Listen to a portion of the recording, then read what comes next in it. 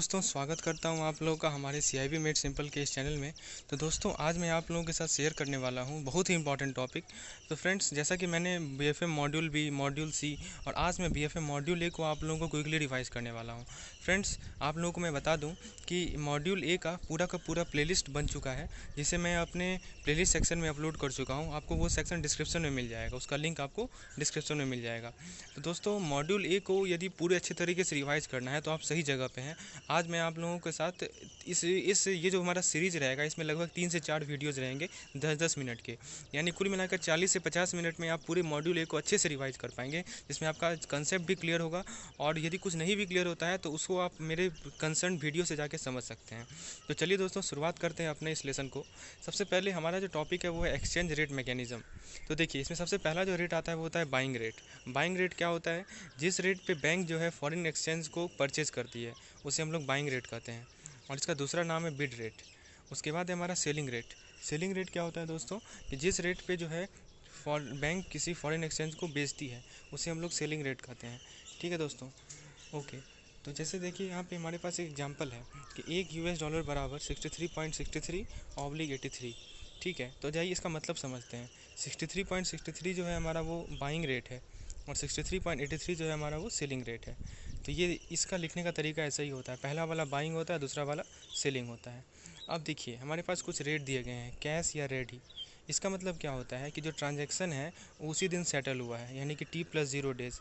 Tom मतलब क्या होता है? T+1 days. स्पॉट रेट मतलब क्या होता है? T+2 days. मतलब यदि कोई ट्रांजैक्शन T+2 डेज़ में सेटल हुआ है तो उसे हम लोग स्पॉट रेट कहते हैं।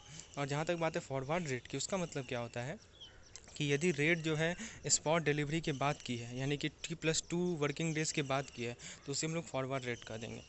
चलिए, उम्मीद है आपको ये सब चीज़ फिंगर टिप्स पे ही होंगी और आप लोग क्विकली रिवाइज कर पा रहे होंगे। आइए आगे बढ़ते हैं। अब देखिए दो इंपॉर्टेंट कंसेप्ट हैं। करेंसी यदि प्रीमियम में होगा तो देखिए उस केस में फॉरवर्ड रेट कैसे निकालते हैं हम लोग। तो फॉरवर्ड रेट हमें निकालना है तो क्या करेंगे हम लोग? स्पॉट रेट में से प्रीमियम को जोड़ देंगे। तो ध्यान दीजिएगा दोस्तों, प्रीमियम में करेंसी यदि प्रीमियम में हो, ठीक है, तो हम लोग क्या करेंगे कि फॉरवर्ड रेट निकालने के लिए स्पॉट रेट में प्रीमियम को ऐड कर लेंगे। तो आप ज़रा ये बताइए कि इस केस में फॉरवर्ड रेट बड़ा होगा या स्पॉट रेट बड़ा होगा? तो ऑब्वियस सी बात है फॉरवर्ड रेट बड़ा होगा स्पॉट रेट से। और यदि करेंसी हमारा डिस्काउंट में है तो उस केस में क्या करेंगे? फॉरवर्ड रेट निकालने के लिए स्पॉट रेट में से डिस्काउंट को सब्ट्रैक्ट कर लेंगे।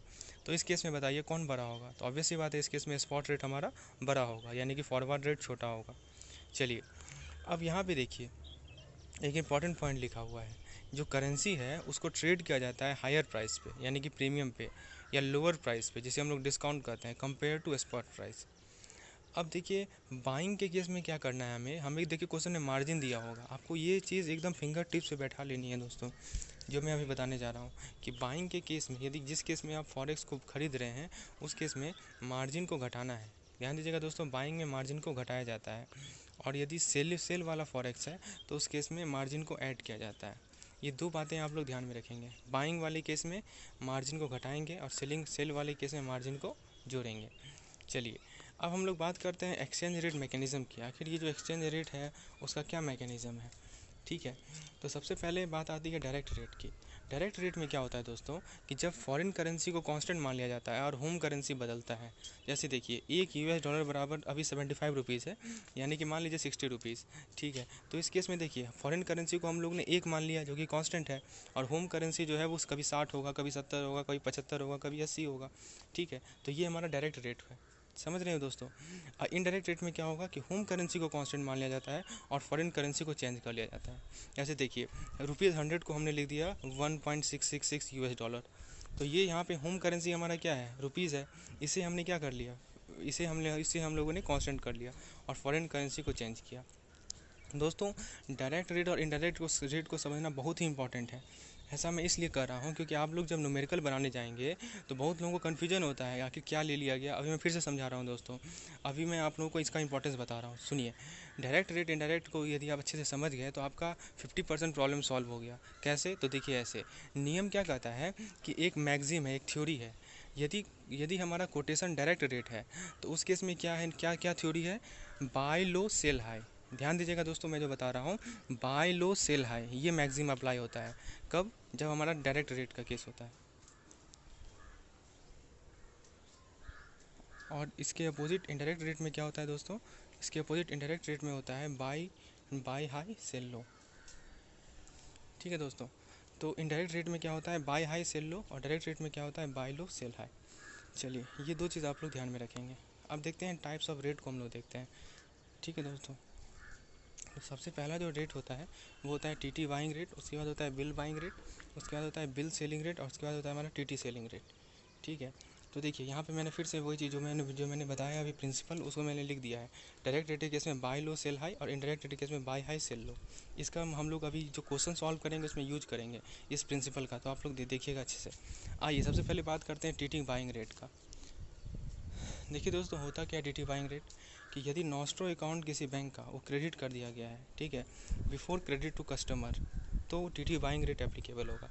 यानी कि किसी बैंक का नॉस्ट्रो अकाउंट क्रेडिट कर दिया गया है कस्टमर को देने से पहले, तो टीटी बाइंग रेट एप्लीकेबल होगा। अब नॉस्ट्रो अकाउंट क्या होता है, तो नॉस्ट्रो अकाउंट एक फॉरेन करेंसी अकाउंट है जो कि कोई बैंक डोमेस्टिक कंट्री में है वो मेंटेन करती है।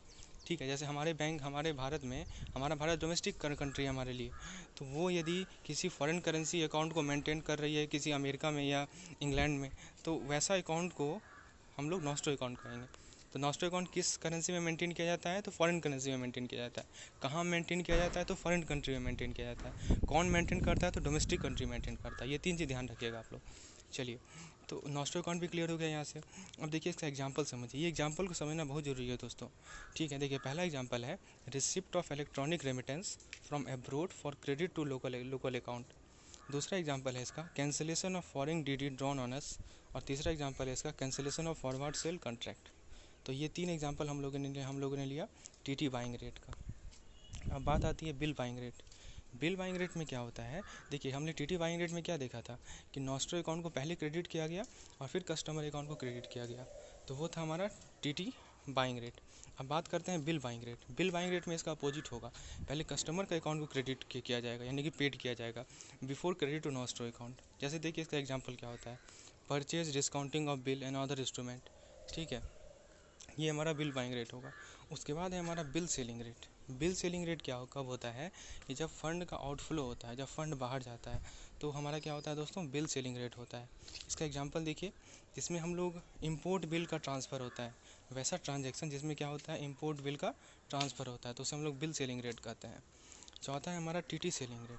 टीटी सेलिंग रेट का एग्जांपल देखिए दोस्तों, पहला है इशू ऑफ फॉरेन डीडी, दूसरा है कैंसिलेशन ऑफ परचेज, तीसरा है बिल परचेज रिटर्न अनपेड, चौथा है cancellation of forward purchase contract.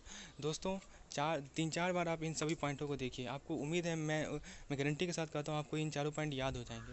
अब आइए दोस्तों, अब जो अभी तक जो भी हम लोगों ने सीखा उसको अप्लाई करना सीखते हैं। ये बहुत इंपॉर्टेंट सेगमेंट है, इसे ध्यान से सुनिएगा आप लोग। देखिए क्वेश्चन कह रहा है inflow of $1 1 lakh by TT for credit to your exporter account being advance payment for export. मतलब आपने किसी सामान को एक्सपोर्ट किया, ठीक है, तो आपका एक एक्सपोर्टर अकाउंट होगा। क्लियर है, आप सामान को बेच रहे हैं तो आपको पैसा मिलेगा, ऑब्वियस सी बात है। ठीक है, तो वही कह रहा है क्वेश्चन में। और कितना $1 मिलेगा, तो $1,00,000 मिलेगा। टीटी मतलब कि टेलीग्राफिक ट्रांसफ़र से। ठीक है, हाँ, और ये एडवांस पेमेंट मिल रहा है दोस्तों, पहले पेमेंट मिल रहा है आपको। ठीक है, तो क्या रेट आप कोट कीजिएगा, ठीक है, कस्टमर को, जब मार्केट का रेट है वो है 68.09/68.11। चलिए अब देखते हैं कैसे सॉल्व किया जाएगा। बस रेट पूछा गया है, कौन सा रेट लगेगा। तो दोस्तों हम लोगों ने 4 रेट देखा था, आइए एक बार देखते हैं फिर से इसको। पहला जो रेट था वो था हमारा TT buying rate. TT buying rate में क्या था, इसका एग्जांपल देखिए, receipt of electronic remittance from abroad for credit to local account. दोस्तों यही तो है हमारा केस। हम लोग क्या कर रहे हैं यहाँ पे, हमारे पास जो पैसा आ रहा है वो बाहर से आ रहा है, अब्रोड से आ रहा है, और ये हमारे लोकल अकाउंट में क्रेडिट होगा। तो दोस्तों इसीलिए मैंने कहा था ये चारों एग्जाम्पल को एकदम रट जाइए, अच्छे से क्लियर कर जाए, क्योंकि यही जितना एग्जाम्पल लिखा हुआ है ना, यही वर्ड लिखा रहेगा क्वेश्चन में। ठीक है दोस्तों, तो ये जो केस है हमारा टीटी बाइंग रेट का केस है, क्योंकि हम खरीद रहे हैं, और किस मेथड से खरीद रहे हैं, टीटी से खरीद रहे हैं। तो यहाँ साफ साफ क्वेश्चन में लिखा हुआ है दोस्तों टीटी। जब टीटी लिखा हुआ है तो कन्फ्यूजन तो है ही नहीं कि टीटी है या बिल है। क्लियर है दोस्तों, ओके। तो इस केस में हम लोग टीटी बाइंग रेट को अप्लाई करेंगे। बस क्वेश्चन यही था, आंसर भी हमारा सिंपल है। अब एक और क्वेश्चन को देखते हैं दोस्तों, आइए, ये क्वेश्चन से हम लोग बहुत कुछ सीखेंगे। ठीक है दोस्तों। और जो जिन लोगों को ये चीज़ नहीं क्लियर हो रहा होगा उनसे मैं रिक्वेस्ट करता हूँ कि इसका मैंने डिटेल एक्सप्लेनेशन दिया है अपने उस थ्योरेटिकल वाले पोर्शन में, जिसका लिंक आपको डिस्क्रिप्शन में मिल जाएगा। प्लेलिस्ट में जाइए, उस पार्टिकुलर लिंक पे क्रिएट कीजिए, उस पार्टिकुलर वीडियो पे क्लिक कीजिए, आपको आसानी से मैंने डिटेल में समझाया इन चीज़ों को। चलिए आगे क्वेश्चन नंबर 2 को देखते हैं। क्वेश्चन नंबर 2 में क्या कहा गया है दोस्तों, retirement of import bill for GVP great Britain pound 1 lakh by TT margin 0.20%। तो इस केस में हमें कहा गया है कि डिस्काउंट या प्रीमियम को इग्नोर कर दो। अब देखिए GBP पर USD दिया हुआ है 1.2175 या 1.2185 और USD पर INR दिया हुआ है 68.14 या 68.15।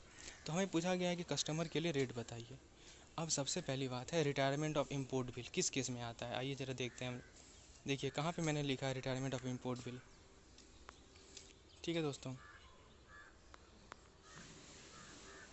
Retirement of import bill.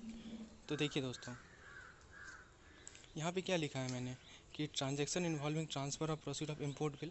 तो इम्पोर्ट बिल जहाँ भी आएगा वहाँ पे बिल सेलिंग रेट लगेगा। ठीक है दोस्तों, चलिए तो अब ज़रा देखिए यहाँ पे हमें क्या समझना है। यहाँ पे हमें दो कॉन्सेप्ट को अप्लाई करना है। सबसे पहले आप ये बताइए दोस्तों कि GBP पर USD जो कोट किया गया है वो डायरेक्ट है या इनडायरेक्ट है। तो दोस्तों GBP पर USD जो कोट है वो हमारा इनडायरेक्ट है और USD पर INR जो है हमारा डायरेक्ट है। ओके, अब हमें करना क्या है, अब हमें करना ये है कि हमारे पास हमें GBP को ख़रीदना है और USD को बेचना है।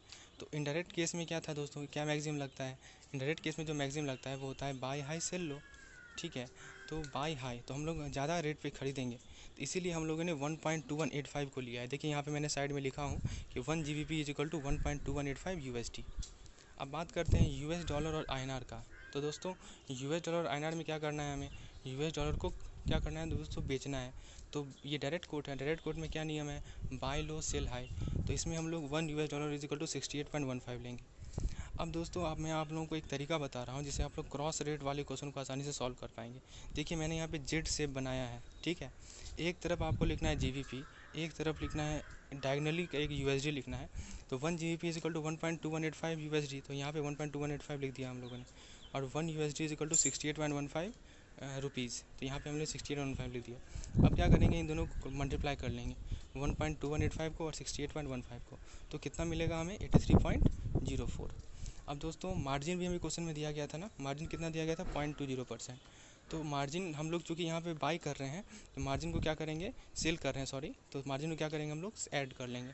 तो हम लोगों ने मार्जिन निकाला 0.2% 83 का, तो हमें मिलेगा 0.16608। अब इन दोनों को जोड़ेंगे तो मिलेगा हमें 83.20। तो ये जो 83.20 है वो हमारा आंसर है। तो दोस्तों ये था हमारा BFM मॉड्यूल A का क्विक रिवीजन का पहला सेशन। कैसा लगा ये आपको लेसन ज़रूर कमेंट सेक्शन में बताएं। यदि आपको कोई कंसेप्ट नहीं क्लियर हुआ हो तो उसका लिंक आपको डिस्क्रिप्शन में मिल जाएगा, वहाँ जाके आप देख सकते हैं। इस दोस्तों को लाइक करें, इस लेसन को लाइक करें, चैनल को सब्सक्राइब करें और अपने दोस्तों के साथ शेयर करें। धन्यवाद।